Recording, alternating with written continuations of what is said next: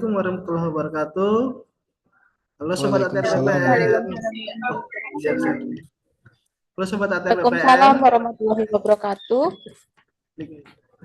Halo Sobat ATR PPN semuanya, apa kabar? Kembali lagi bersama saya Tulus di podcast CPNS Berakhlak untuk Indonesia. Tempat kita ngobrol santai tapi penuh informasi seputar per-CPNS-an di Indonesia. Hari ini kita punya topik spesial banget, yaitu pembuatan mall pelayanan publik atau MPP yang baru saja diresmikan oleh Menpan RB. Nah, apa sih hubungan MPP dengan nilai-nilai berakhlak itu? Untuk ngobrol lebih dalam, saya nggak sendirian nih. Sudah hadir bersama kita ada Mbak Anissa, Mbak Alina, Mbak Diza, dan Mas Ferdi sebagai narasumber kita. Oke, kalau begitu kita langsung saja masuk pembahasannya. Baik, yang pertama silakan Mbak Anissa bisa menjelaskan keterkaitan MPP dengan nilai berorientasi pelayanan. Silakan Mbak. Oke. Terima kasih Mas Tulus.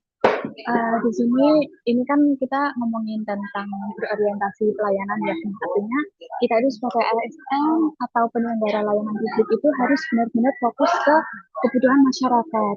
Jadi bukan cuma sekedar menjalankan prosedur gitu. Nah, untuk pelayanan itu haruslah mudah, cepat, ramah, dan yang paling penting itu dirasakan manfaatnya oleh masyarakat secara luas seperti itu. Nah, dari berita ini kelihatan banget itu tujuannya ke sana, ke arah itu tadi. Yang mana pemerintah itu membangun MPP di wilayah 3T supaya masyarakat di daerah-daerah jauh itu juga bisa dapat layanan yang sama kayak yang di kota-kota besar seperti itu. Nah, menurut saya ini merupakan bentuk pemerataan layanan supaya nggak ada warga yang merasa ditinggal atau tertinggal seperti itu. Misalnya dengan bikin mini MPP tadi di daerah kepulauan dan bisa pakai sistem digital buat ngatasin kendala geografis. Nah, jadi walaupun secara fisik jauh, akan tetapi akses ke layanannya itu tetap bisa didapatkan dengan mudah. Nah, ini contoh nyata dari pelayanan yang mendekat ke masyarakat, bukan masyarakat yang harus datang jauh-jauh ke pusat kota, seperti itu.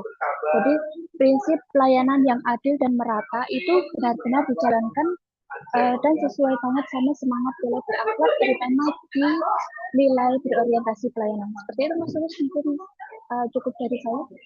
Oke, terima kasih Mbak Nisa, menarik sekali ya. Langsung saja deh, untuk mempersingkat waktu, kita langsung ke Mbak Alina tentang keterkaitan antara MPP dengan nilai akuntabel. Silakan Mbak Alina. Baik, sebelumnya terima kasih atas kesempatannya. Sebelumnya izinkan saya menjelaskan sedikit tentang nilai akuntabel itu sendiri. Untuk nilai akuntabel itu kan maksudnya mengembangkan amanat dan kepercayaan yang diberikan dengan penuh tanggung jawab. Ada 3 panduan perilaku dalam nilai akuntabel, yaitu yang pertama melaksanakan tugas dengan jujur, bertanggung jawab, cermat, disiplin, dan berintegritas tinggi. Kemudian menggunakan kekayaan dan barang milik negara secara bertanggung jawab, efektif, dan efisien. Dan yang terakhir, tidak menyalahgunakan kewenangan jabatan. Apakah nilai akuntabel ini ada kaitannya dengan berita peresmian 13 mall pelayanan publik oleh Menteri PAN-RB yang tersebar di wilayah Sumatera, Jawa, Kalimantan, dan Sulawesi? Jawabannya tentu saja ada ya. Karena langkah ini itu bukan hanya sekedar pembangunan fasilitas, tetapi merupakan bukti pertanggungjawaban pemerintah dalam meningkatkan kualitas layanan publik. Dengan adanya MPP ini, masyarakat dapat mengakses berbagai jenis layanan secara mudah, cepat, dan terintegrasi dalam satu lokasi. Hal ini menunjukkan bahwa pemerintah tidak hanya membuat rencana, tapi juga melaksanakan dan menunjukkan hasil yang terukur, sebuah praktik nyata dari nilai akuntabel ini. Sekian, terima kasih Mas Tulus. Ya, terima kasih Mbak Lina. Oke, langsung saja Mas Ferdi, kita bisa menjelaskan tentang tantangan dan solusinya ya. Pada Mas Ferdi saya Baik, persilakan. oke, terima kasih Mas Tulus atas kesempatannya. Tentu hal yang positif telah disampaikan oleh Mbak Anissa, Mbak Lina tentang eh, MPP ini tentunya di daerah-daerah 3T.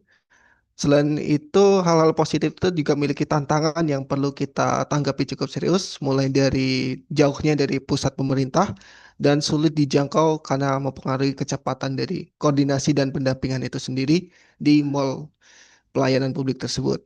Selain itu, keterbatasan SDM lokal mungkin di daerah-daerah 3T Tidak semua petugas juga memiliki pelatihan memadai untuk memberikan pelayanan terpadu tersebut. Terus minimnya fasilitas pelayanan tentu di daerah 3T, maka memang ruang pelayanan, sarana pendukung, dan peralatan kerja kadang yang kurang memadai di daerah-daerah 3T tersebut.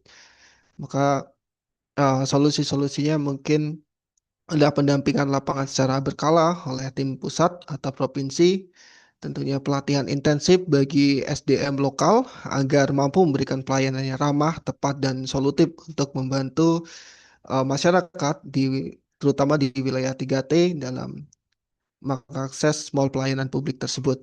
Selanjutnya, pengoptimalisasikan fasilitas pelayanan dengan memanfaatkan sarana yang ada secara efisien dan pengadaan bertahap sesuai prioritas kebutuhan. Mungkin itu tantangan-tantangan dan solusi yang bisa kami tawarkan untuk mall pelayanan publik ini. Saya kembalikan kepada Mas Tulus. Baik, terima kasih Mas Ferdi untuk penjelasannya. Dan terakhir, penutup serta kesimpulan saya serahkan kepada Mbak Diza. Silakan Mbak Diza. Baik, terima kasih. Jadi setelah penjelasan-penjelasan dan juga ide serta pemikiran yang sudah dituangkan dari teman-teman saya sebelumnya, saya coba untuk merangkum bahwa 13 mall pelayanan publik yang diresmikan oleh Menteri Pan-RB Ibu Rini Widiantini adalah sebagai langkah percepatan peningkatan kualitas pelayanan publik. Kita sendiri telah melihat bagaimana program ini mencerminkan nilai berorientasi pelayanan dengan memberikan kemudahan, kenyamanan, dan juga akses layanan yang terintegrasi. Sekaligus kegiatan ini juga memperlihatkan adanya nilai akuntabel karena eh, terdapat transparansi prosedur yang jelas dan juga pertanggungjawaban lintas instansi. Kemudian eh, ada sedikit hal yang ingin saya sampaikan, yaitu sebagai ASN kita perlu menyadari bahwa kualitas pelayanan publik bukan hanya ditentukan oleh kebijakan dan juga fasilitas yang sudah disediakan, tetapi juga oleh integritas dan komitmen setiap pegawai dalam menjalankan kegiatan tersebut. MPP hanyalah wadah yang membuatnya hidup adalah sikap pelayanan yang tulus, profesional, dan akuntabel. Dengan memahami dan menerapkan nilai berakhlak, kita dapat memastikan setiap inovasi benar-benar memberikan manfaat yang baik bagi masyarakat. Mungkin itu kesimpulan dan juga refleksi yang bisa saya berikan atas kasus ataupun isu yang kita eh, diskusikan hari ini. Saya kembalikan kepada Mas Tulus. Oke, terima kasih Mbak Diza sudah memberikan kesimpulan yang sangat menarik. Mungkin yang dapat kita ambil adalah bahwa MPP ini sangat mempermudah kepada masyarakat ya, khususnya dan kepada kita CPNS, ASN untuk tetap berintegritas tinggi. Mungkin itu saja podcast kita hari ini. Sekian terima kasih dan sampai jumpa kembali. Bye bye. Sampai jumpa. Ya.